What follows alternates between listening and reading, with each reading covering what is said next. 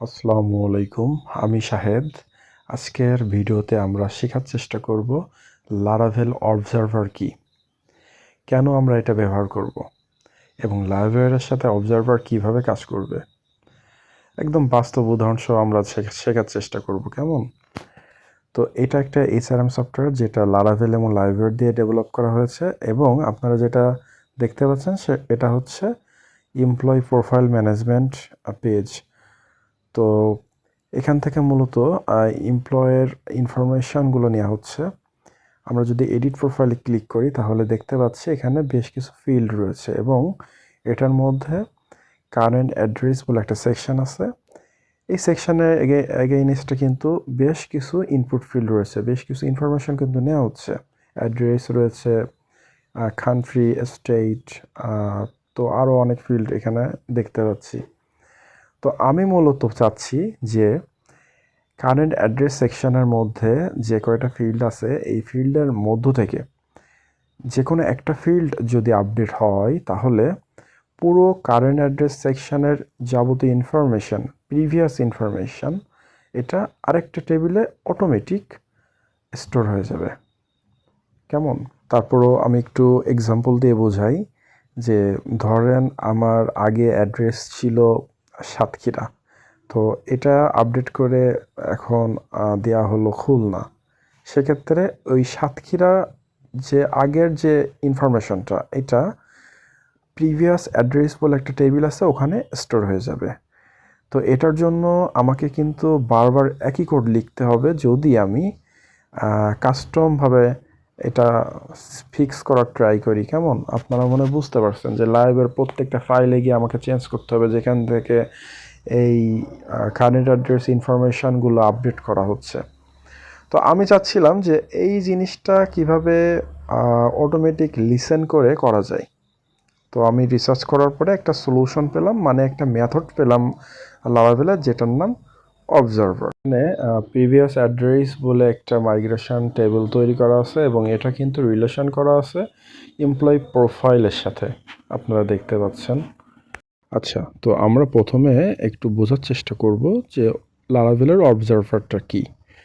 লারাভেলের observer হচ্ছে এমন একটা ক্লাস যেটা মডেলের ইভেন্টগুলো অটোমেটিক্যালি অবজার্ভ করে। সহজ বাংলায় যদি আমি বলি, যদি লারাভেলের কোনো মডেলে, user model, profile model, blog model, যে কোনো মডেল হতে পারে, তো এই মডেলের মধ্যে যদি কোনো ইভেন্ট হয়, ক্রিয়েট আর ডিলিট ওর আপডেট, যে কোনো ইভেন্ট যদি সংগঠিত হয়, সেই ইভেন্টকে এই অবজারভার অবজার্ভ করে ওর লিসেন করে, তার উপরে ডিপেন্ড করে যে কোনো কার্য সম্পাদন করে।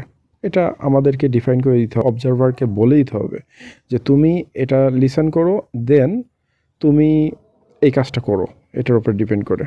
আমরা যদি অবজারভার ছাড়া আমাদের যে প্রবলেমটা এটা ফিক্স করতে চাইতাম তাহলে প্রত্যেকটা কন্ট্রোলে লিখতে হতো, লাইভের কম্পোনেন্টে লিখতে হতো, এপিআই কন্ট্রোলে আবার লিখতে হতো। রেজাল্টটা কি আসতো যে ডুপ্লিকেট কোড হয়ে যেত অনেক বেশি। অবজারভার তৈরি করা খুবই easy, just PHP artisan make observer, then অবজারভারের নাম লিখলে এমন একটা অবজারভার আপনি পেয়ে যাবেন।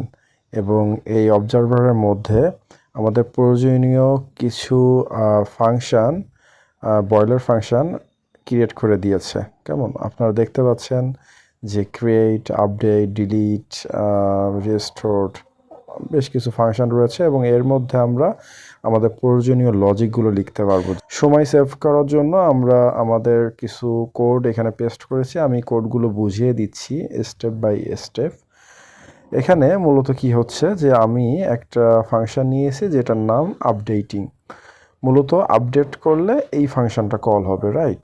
এবং এই ফাংশনের প্যারামিটারে আমি আমার এমপ্লয়ি প্রোফাইল মডেলটা নিয়েছি এবং ইনস্ট্যান্স হিসাবে রাখছি প্রোফাইল। ওকে, সো এই মডেলেরই ইনস্ট্যান্স হিসাবে কাজ করবে। কেমন? নিচে আমি একটা অ্যারে ডিফাইন করেছি, যে অ্যারেটার মধ্যে আমি সে সমস্ত ফিল্ডগুলোই রেখেছি যেগুলো কারেন্ট অ্যাড্রেসের আন্ডারে রয়েছে, আপনারা দেখতে পাচ্ছেন। দেন আমরা একটা ভ্যারিয়েবলের মধ্যে রাখছি অ্যারে ইনপুট ফিল্ডগুলা। এবং এখানে কি হচ্ছে মূলত আমরা ইজ ডার্টি বলে এই মেথডের মাধ্যমে চেক করতেছি যে আগে যে ভ্যালুগুলো ছিল এখন এই ভ্যালুগুলো আপডেট হয়েছে কিনা, চেঞ্জ হয়েছে কিনা। হ্যাঁ, আগের ভ্যালুর সাথে নতুন ভ্যালু পার্থক্য আছে কিনা। যদি পার্থক্য থাকে তাহলে গো থ্রু করবে, এবং যদি পার্থক্য না থাকে এখান থেকে কিন্তু রিটার্ন করবে। আপনারা দেখতে পাচ্ছেন আমরা একটা এমটি অ্যারে রেখেছি, এটা নাম দিয়েছি ওল্ড অ্যাড্রেসেস। এটার মধ্যে মূলত আগের অ্যাড্রেসের ভ্যালুসগুলো রাখবো। আমরা আমাদের রিকোয়ারমেন্ট অনুযায়ী আমরা অ্যাড্রেস ফিল্ডসের প্রত্যেকটা ফিল্ড এখানে ফর ইউজ করছি, কারণ আমরা প্রত্যেকটা ফিল্ডের ভ্যালুগুলো নিচ্ছি গেট অরিজিনাল মেথড ইউজ করে, এবং আমরা ওল অ্যাড্রেসের মধ্যে রেখে দিচ্ছি। তো সবগুলো পুরাতন ভ্যালুসগুলো কিন্তু এই ওল অ্যাড্রেস অ্যারেটার মধ্যে চলে যাবে। এখন নিচে আমরা সিম্পলি আপডেট করতেছি আমাদের পুরাতন অ্যাড্রেসের ভ্যালুসগুলো দিয়ে।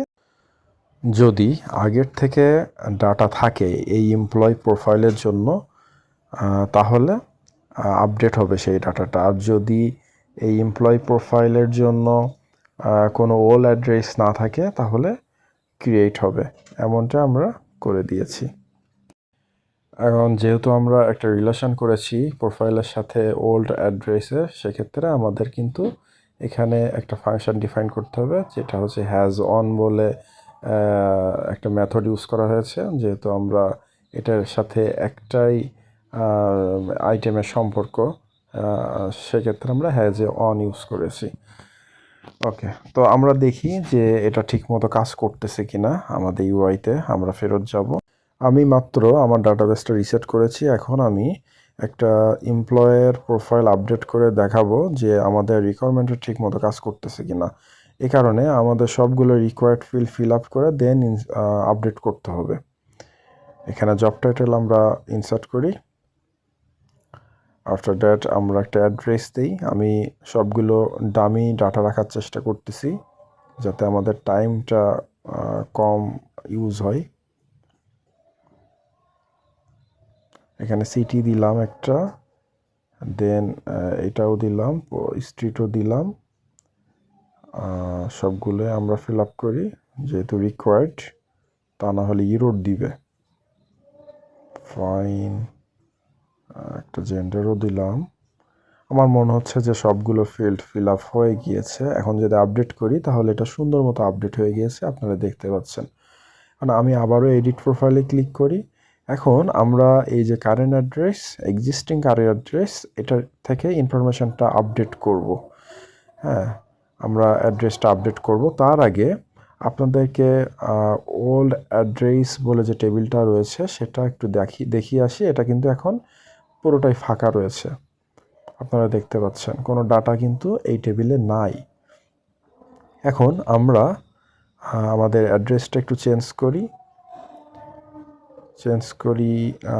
একটা অ্যাড্রেস দিলাম এবং এটা আপডেট যদি আমরা করি, এখন যদি আমরা চেক করি তাহলে দেখতে পাচ্ছি অটোমেটিক কিন্তু একটা রো ক্রিয়েট হয়ে গিয়েছে আগের ইনফরমেশন দিয়ে, আপনারা যদি স্মরণ করে থাকেন।